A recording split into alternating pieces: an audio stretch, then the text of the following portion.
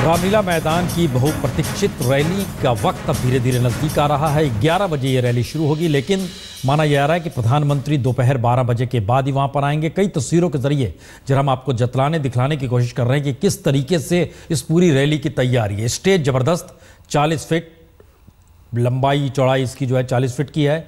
ऊंचाई जमीन से खासी ऊंची है, यानी पीछे व्यक्ति जो बैठा हो वह भी देख सुन सके। दिखाई और सुनाने के लिए एलईडी भी लगाई गई है और उनकी तादाद तकरीबन 28 है। सुरक्षा बंदोबस्त चप्पे चप्पे पर है। मैदान के भीतर की तैयारी यह है कि बहुत ही शानदार कुर्सी लगाई गई है, यानी ऐसा नहीं है कि किसी बारात या किसी ऐसी जगह पे कोई टूटी फूटी हुई कुर्सी हो। बहुत शानदार चमकती हुई कुर्सियां हर जगह मौजूद हैं।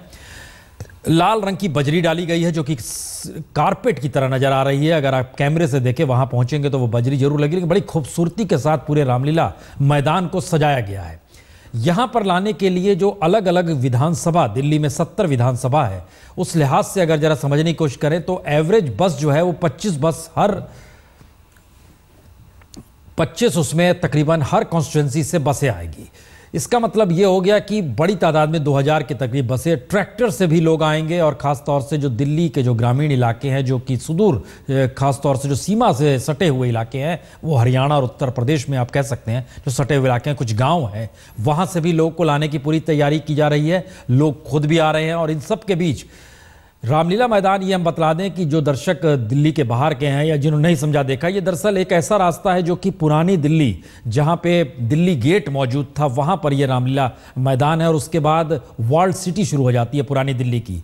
दूसरी तरफ ये अगर चले जाएंगे तो आईटीओ का वो इलाका जहां एक वक्त सिर्फ अखबारों के दफ्तर हुआ करते थे, अब दफ्तर शिफ्ट हो गए हैं, लेकिन वो अभी एक शानदार दौर रहा है। तीसरी स्थिति है जहां पर रेलवे स्टेशन सामने आता है और चौथी स्थिति यह है कि उसके जस्ट उल्टे में 2 बड़े अस्पताल भी हैं।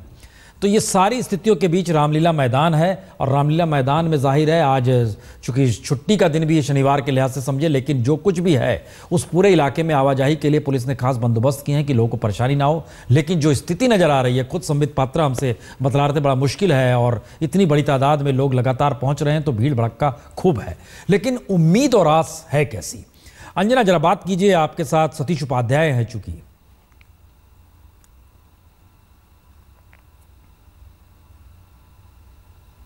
दिल्ली पर कब्जे की जंग है और नरेंद्र मोदी कर रहे हैं रामलीला मैदान से शंखनाद। सतीश उपाध्याय जी, इनसे बेहतर कौन हो सकता है? बहुत बड़े पैमाने पर आयोजन ये किया आपने, देशभक्ति गाने सुबह से बजा रहे हैं, फूल माला सब सजा दिया, बड़े बड़े कटआउट लगा दिए हैं। ऐसा क्या बोलेंगे नरेंद्र मोदी इस मंच से कि दिल्ली उनके साथ चल देगी? अब देखिए नरेंद्र मोदी जी ऐसा क्या बोलेंगे, ये तो मोदी जी बताएंगे। उनके बारे में मैं कैसे कह सकता हूँ कि वो क्या बोलेंगे? चुनाव आप देख रहे हैं तो आपको कुछ तो अंदाजा होगा, क्योंकि अरविंद केजरीवाल तो उनको चुनौती दे रहे, कहते हैं दीजिए पूर्ण राज्य का दर्जा, कीजिए ऐलान। नहीं, देखिए अब आप सवाल कर रहे हैं, आपके मन में क्या है, आपके सवाल में कैसे जान सकता हूँ? ये तो आप जब करेंगे तब मुझे पता चलेगा। इसलिए मोदी जी क्या बोलेंगे ये तो उनका प्रेरोगेटिव है। दिल्ली के नेताओं को भी पता नहीं है कि मोदी जी क्या बोलेंगे? निश्चित रूप से मोदी जी क्या बोलेंगे ये मैं कैसे बता सकता हूँ? ये तो बड़ा साफ है। चलिए, किस तरह का आपको लग रहा है, किस तरह की सफलता मिलेगी, कहाँ कहाँ से लोग आएंगे, कितनी तादाद में लोग आएंगे? देखिए शानदार सफलता मिलेगी। दिल्ली मोदी जी के दिल के नजदीक दिल्ली बहुत ज्यादा है। दिल्ली की संवेदनशीलताओं को बहुत अच्छे से समझते हैं, दिल्ली की समस्याओं को उनको बहुत जानकारी है। जिस तरीके से गत माह के अंदर केंद्रीय मंत्रियों ने दिल्ली के संदर्भ में जो निर्णय लिए, केवल निर्णय नहीं लिए, उनको इंप्लीमेंट भी किया है। चाहे वो यूडी मिनिस्ट्री है, चाहे वो पावर मिनिस्ट्री है, चाहे वो सरफेस ट्रांसपोर्ट मिनिस्ट्री है, चाहे फाइनेंस मिनिस्ट्री है, चाहे होम मिनिस्ट्री है, उन्होंने करके दिखाया है। चलिए, 3 मुख्यमंत्रियों को यहाँ बुला रहे हैं ना वो इस मंच से, दिल्ली से क्यों नहीं कह देते कि ये देखिए सतीश उपाध्याय जी हैं, ये दिल्ली के नेता होंगे? यहाँ का चेहरा क्यों नहीं, दिल्ली का चेहरा क्यों नहीं? थोड़ा आप जल्दी आगे जा रहे हैं। जब हरियाणा में चुनाव हुआ था तो वहां भी यही सवाल था, जब महाराष्ट्र में चुनाव हुआ था वहां भी यही सवाल था, जब झारखंड में चुनाव हुआ तो वहां भी यही सवाल था, जम्मू कश्मीर में हुआ तो वहां भी यही सवाल था। एक चीज तय है, हमारे नेता मोदी जी हैं, हमारे नेता अमित शाह जी हैं, प्रधानमंत्री है ना, मुख्यमंत्री चाहिए होगा ना दिल्ली को। मुख्यमंत्री हरियाणा में क्या मोदी जी मुख्यमंत्री बने? झारखंड में मोदी जी मुख्यमंत्री बने?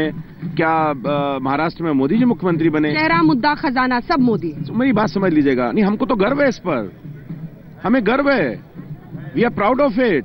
मोदी जी है ना, और मोदी जी जो काम कर रहे हैं, जब उनके नेतृत्व में चुनाव आगे भी लड़े जाएंगे, दिल्ली में भी लड़ेंगे, दिल्ली अछूती नहीं है। और इसलिए निश्चित रूप से ये सही है कि जब हम चुनाव में जीत करके आएंगे, हमारा जो विधायक दल है वो अपने नेता का चयन करेगा। आखिरी सवाल, इस मंच से किस किस को जवाब देंगे नरेंद्र मोदी?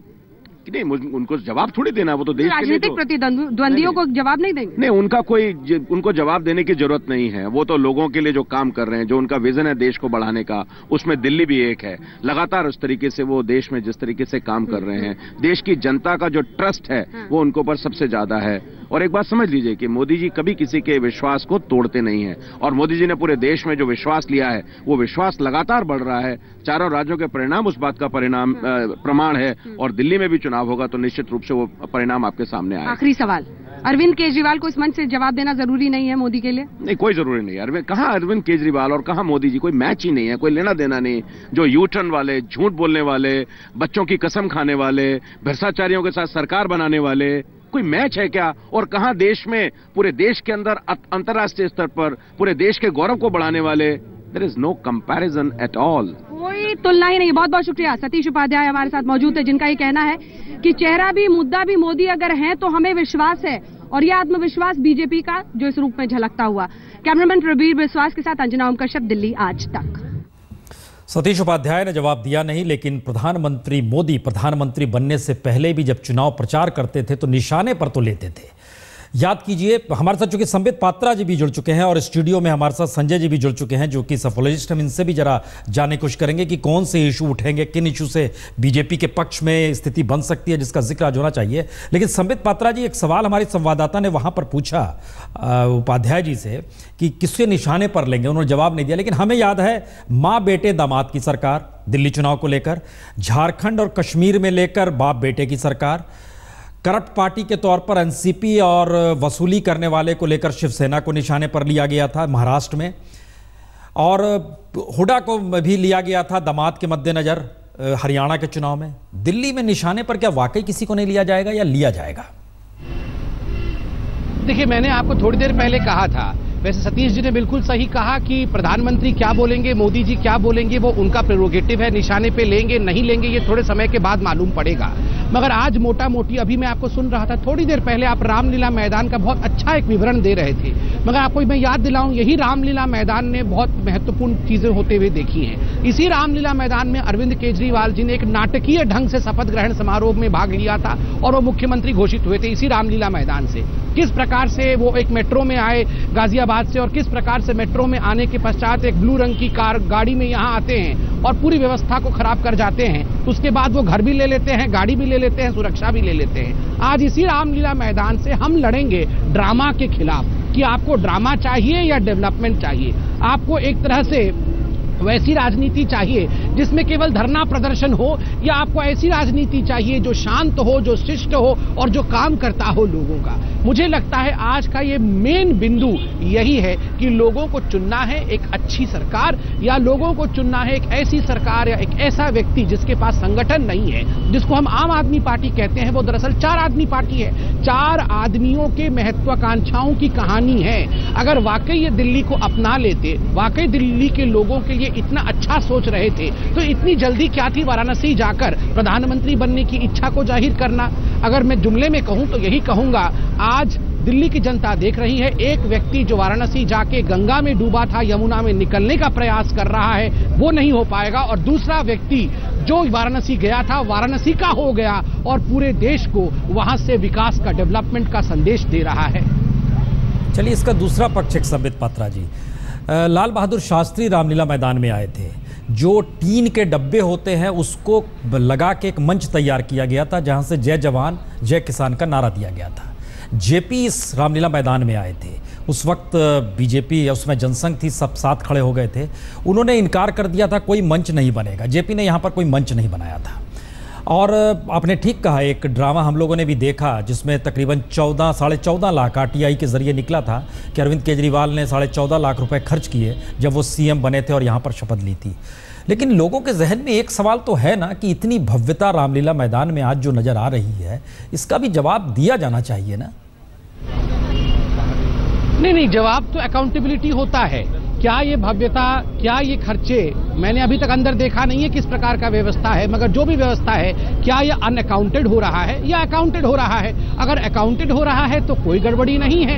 इस सब के खर्चे दिए जा रहे हैं और उसे दिए जा रहे हैं जिसको दिए जाने चाहिए, अर्थात इलेक्शन कमीशन को। तो मुझे लगता है इसमें किसी प्रकार का प्रश्न चिन्ह नहीं होना चाहिए। ये डिजिटल इंडिया है।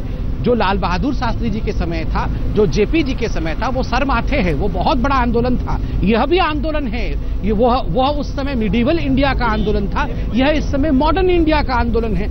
स्वाभाविक है आज हम डिजिटल इंडिया की बात करते हैं। आप ही बताइए पुण्य जी, मैं सड़क के किनारे यहां बैठ के डिबेट कर सकता हूं, आपके साथ रूबरू हो सकता हूं, यह उस समय संभव नहीं था। आज संभव इसलिए है क्योंकि दुनिया बदल गया है, हिंदुस्तान बदल गया है, आगे बढ़ा है। तो हमें पीछे नहीं रहना चाहिए, हमें भी कदम से कदम मिला के हिंदुस्तान की मॉडर्निटी की भव्यता की तरफ बढ़ना चाहिए, अकाउंटेबिलिटी के साथ। लेकिन प्राइम मिनिस्टर तो इस देश में सबसे ओहदा ऊंचे पद का होता है। इस देश में 47 करोड़ लोग बीपीएल परिवार है। दिल्ली में 4 लाख परिवार बीपीएल परिवार में आते हैं।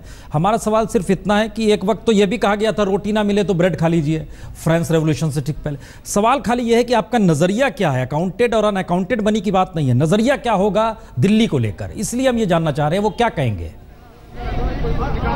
देखिए, हमारा नजरिए को प्राइम मिनिस्टर ने पहले बखूबी 2 लाइनों में रखा है, ना मैं खाऊंगा ना मैं खाने दूंगा।